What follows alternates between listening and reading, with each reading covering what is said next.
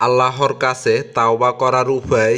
যদি চুরি করা জিনিস চোরের কাছে থাকে তাহলে তা মালিককে ফেরত দেবে, আর যদি তা নষ্ট হয়ে থাকে তাহলে তা ব্যবহার করার জন্য বা সময়ের কারণে মূল্যমান কমে গিয়ে থাকে তাহলে তার ক্ষতিপূরণ দেওয়া ওয়াজিব। মালিক যদি ক্ষমা করে দেয় তাহলে কিছু দেওয়া লাগবে না।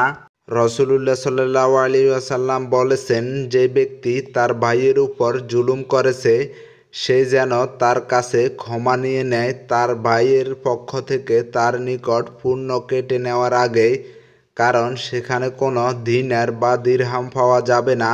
তার কাছে যদি পণ্য না থাকে তবে তার মাজলুম ভাইয়ের গুনাহ এনে তার উপর চাপিয়ে দেওয়া হবে। সহিহ বুখারী হাদিস নাম্বার 6536। সুতরাং তাওবাকারীকে এই জুলুম থেকে বের হয়ে আসতে হবে, হয়তো তা ফিরিয়ে দেবে অথবা তার কাছ থেকে ক্ষমা চেয়ে নেবে।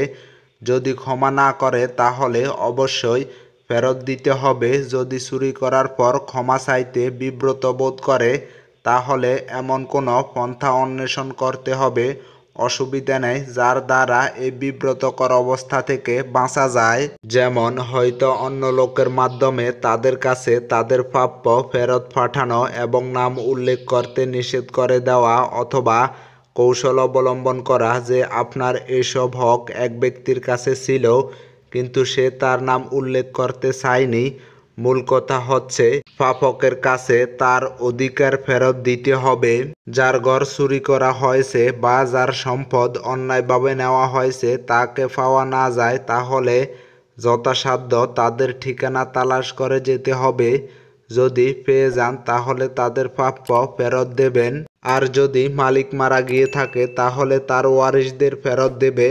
চেষ্টা করেও যদি তাদের পাওয়া না যায় তাহলে এই সব সম্পদ তাদের নিয়তে দান করে দিতে হবে। তাদের জন্য নিয়ত করতে হবে যদিও কেউ কাফের হয়ে থাকে, কেননা আল্লাহ তাদের এই দুনিয়াতে তার প্রতিদান দেবেন, পরকালে তারা কাফেররা কিছু পাবে না।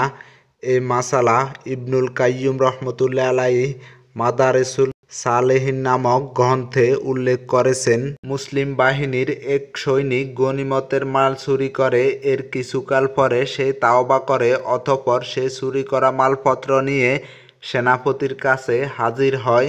সেনাপতি তা গ্রহণ করতে অস্বীকার করে বলেন, আমি কিভাবে সব সৈন্যের কাছে এসব পৌঁছাবো, তারা তো বিভক্ত হয়ে গেছে। এরপর সেই সৈনিক হাজ্জাজ বিন শায়রের কাছে এসে এ ব্যাপারে ফতোয়া চান। তিনি বলেন, হে লোক সকল, নিশ্চয় আল্লাহ সেনাবাহিনীর সবাইকে জানেন, তাদের নাম ধামও অবগত এবং বংশ পরিচয়ও জানেন। সুতরাং তুমি পঞ্চমাংশ তার প্রাপককে দিয়ে দেবে এবং বাকি ওদের পক্ষ থেকে দান করে দাও। নিশ্চয় আল্লাহ তাআলা তাদের আমলনামায় নেকি পৌঁছে দেবেন। সে তখন সেভাবে আমল করে বিষয়টি খলিফা মুয়াবিয়াকে জানায়।